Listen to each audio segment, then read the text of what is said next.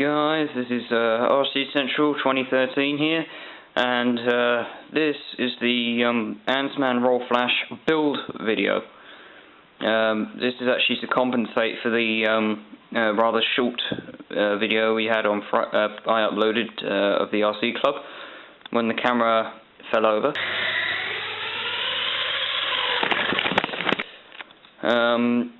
So this is just to compensate for that. So what we're going to be building today is, if I can get the manual, is the Ansmann Royal Flash.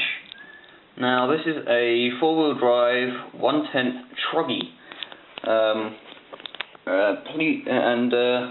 One thing you should note right off the bat is that your parts will not come in one gigantic food bag from Sainsbury's. They'll actually each part will come separately wrapped, so you actually know where all the parts are. So let's move on to the electronics, what we're going to be using for this build. For the batteries, we're going power. We're going to be using a Team Orion Sport Power 3300 mAh. The motor is a Ansmann Clash 21-turn brushed motor. Yeah, it's only a closed-end motor. You can get them like dirt cheap, and they work fine. Servos. We're going to be using a 3 kilogram servo from Blacksmith Products. It works extremely well for a 3 kilogram servo. It doesn't turn as fast as some of its competitors, but it's probably the strongest 3 kilogram servo I've come across. Obviously, I would be, if I knew all about servos, I would literally be choosing a 9 kilogram servo. Just for that extra peace of mind when you want to turn and it's a bit sluggish and slow and all that. So just for that extra peace of mind. For the receivers and radios and all that junk, we are going to be using a Ansmann Racing R5 receiver with a W5 controller. This is a like a 20 quid servo, 20 quid receiver, 3 channels, 2.4 gigahertz, works perfectly well, and it's quite small, so it will fit anywhere in your car. ESC, for brains, we are going to be using a Sirius SE3. This has an inbuilt heatsink, even though it is only for brush motors.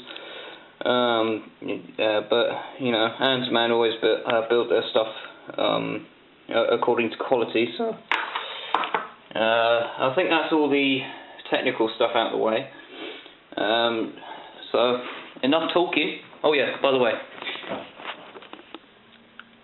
just to keep me satisfied, Pringles extra kicking sour cream flavour, my favourite. Anyway. Enough talking, let's get building. So, it says in the manual to assemble the differential first, but we don't actually need to worry about assembling it because it's actually pre-constructed for us in this model, so we don't actually need to worry about taking it apart and whatever else, because Ansmann have already put it together for us. Very kind of them, yes, but I think it'll be more fun if you try and put this differential together yourself. So, yep, just checking the camera angle. So, with the first, the first step is to get all the differentials assembled if you haven't assembled it yet. And then the second step is to attach the shaft that actually makes the differential turn. This is it. as you can see, 2 smaller ball bearings with a metal gear on the end and an E-clip on top of that in a drive cup.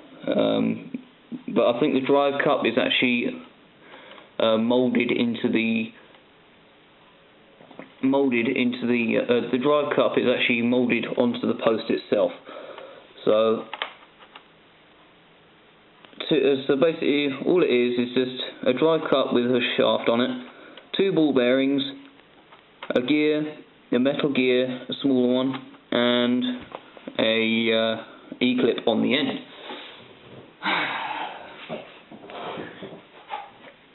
And the next step is to put it in its housing. Doesn't matter. I don't think it doesn't really matter which one you use, just as long as they both fit together fine, like that. That's its housing all together. So what we need to do now is get the housing inside. Now, what I'd recommend doing is probably, well, I don't actually recommend anything because putting a differential in is putting a differential in, isn't it? There's not really much science to it. So there you go. Our first piece, all joined together. You can see that when the thing turns, the differential spins the wheels, as you can see. And if you try and turn the wheels yourself, well, it does usually turn the other way without falling out.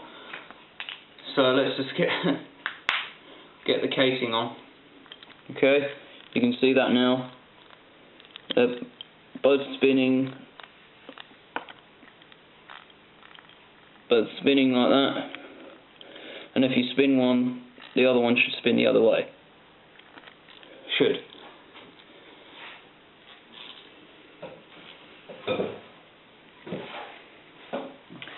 Anyway, now that that's all in there, we need to assemble the other one. Oh joy! Right, get all the parts ready.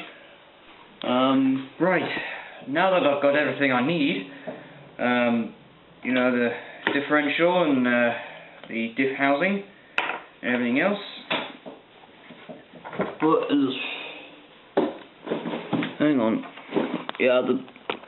Sorry about the camera angle, guys. It took me a while to find all the bits I needed, so the camera sort of fell over again. Not as badly as last time, but anyway. There's that shaft thing I was talking about with the gear on it. What we'll also need is the second differential and the second housing. It's in 2 parts. It's in 2 parts, as you can see. Oh god, hang on.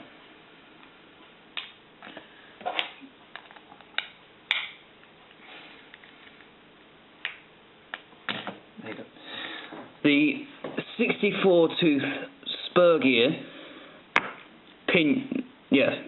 the 64 tooth spur gear. If you use the 62 tooth one with the stock pinion gear, it's a bit too small and it starts creating very bad noises. So what you want is the 64 tooth one, and you can tell it's 64 tooth because it's got 64 just there, 64T. That's 64 tooth. You'll need one of these things. It doesn't really matter which one you use. Differential, the second differential, 4 almost microscopic screws. There, the smallest ones with the fine thread. 3 ball bearings, a grub screw, and the drive bell cup. So let's get it all together and show you what it looks like when it's all assembled. And don't worry, I'm not going to cut out the building part. You can watch along with me. Oh dear. So much easier. Alright, that's all my bits. Just get them all out of the way. Okay, doesn't matter which screwdriver you use, just as long as it fits. Okay. Let's get this together first.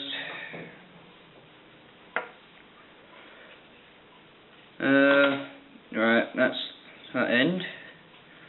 Need a couple of ball bearings on the end. Hang on. Let me turn the camera angle around for you so I can see as well. What we need is a couple of ball bearings on the end.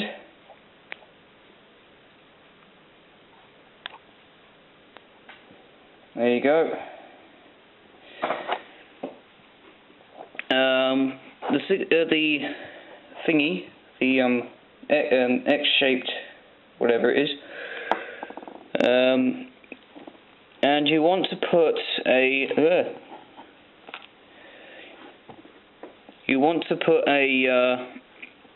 pin inside the first hole. You see a pin inside the first hole. Now it's important that you whatever you do not lose this, because unfortunately once you lose it you'll never be able to find it again. They're very hard to find. Then I think it's this 64 tooth spur gear goes on. And I think I've just got this the wrong way around, but no worries, no need for the professions.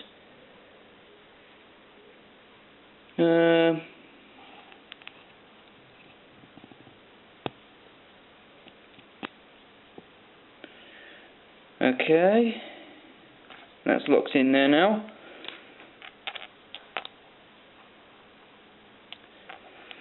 And the spur gear goes on this way.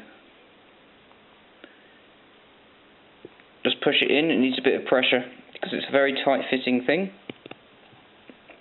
So even if the screws come out you won't so much lose your spur gear.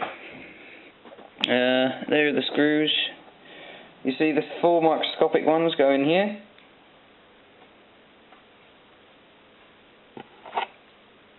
Screw them up. Literally.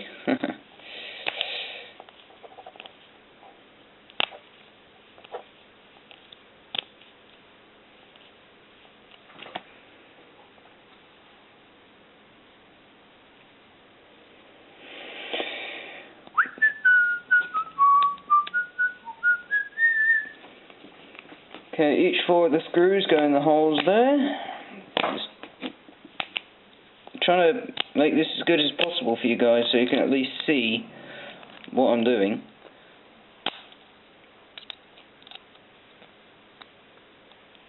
Because I have a habit of bringing the building close to me, or off camera, so you can't actually see what I'm building. I have a habit of doing that, so I'm going to try and not to do that this time. Okay, see that? Just tightening up.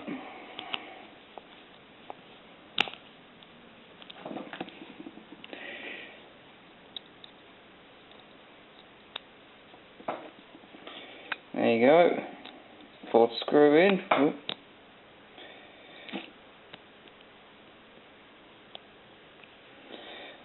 Oh, being a bit uncorrespondent with me, it seems. Oh.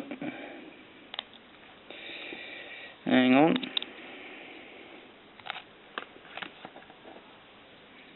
Budge it over a bit.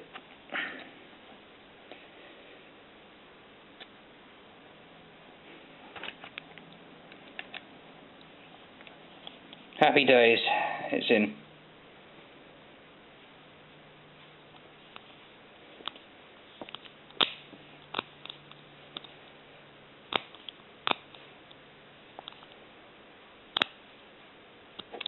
Happy days, it's in.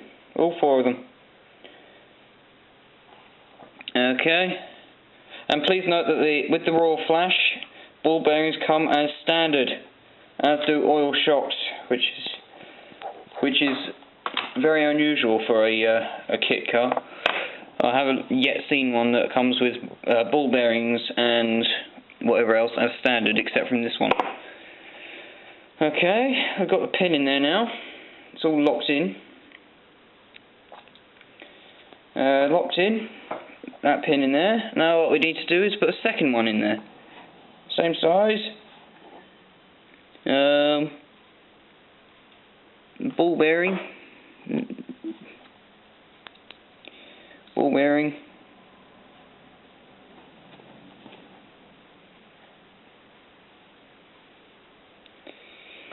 Put the drive bell on first.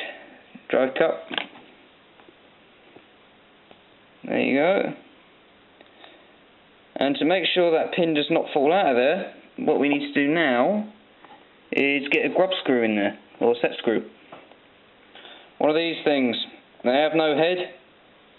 Well, they do have a head, but it's a lot smaller than normal screws. Just need to find, yep. Okay, so it's just my smallest Allen key is 1.5 millimeters. So what we need to do now is just get it in there and screw it in.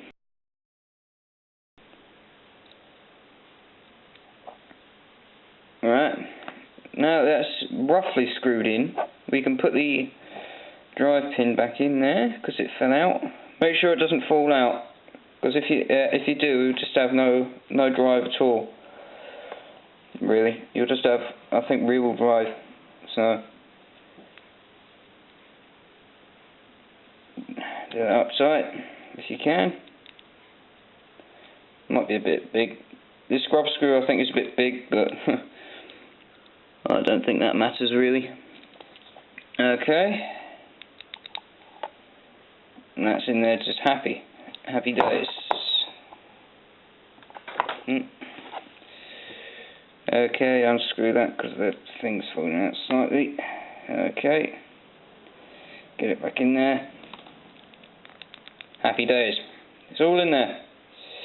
Grub screws in there with the pin. Yeah, first bit is it's not our first part, but it'll do nicely. Okay, let's get the differential assembled. Same as the other one, just stick the differential in the housing with the gears. It's a bit noisy because I haven't got any grease on there. Of course, if you have proper remote control car differential grease, then please apply it now, but I don't have any, so you know, the best I have is Vaseline, and last time I tried that it created a very nasty burning smell, so one thing's for sure, I'm not using that again. A bit noisy, but that's because I haven't got any grease in there, like I said. But it's generally smooth running. Runs like a dream. Runs as it should, at least. Yep, they're in the right place. Just checking the ball bearings are in the right place, which they are. Same as the other one. There you go. Boss. Okay, that's two very happy little differentials. No. I'm just kidding. It's like those little girls who play with like Barbie dolls. They're like, nah. Don't particularly want that. It's very mushy. Right. That's the differential gears done. Next up is the thingies. Very technical, yes, but alright, what we need to do is shock towers, that's what I was going to say. Okay, if you just give me a few minutes to get myself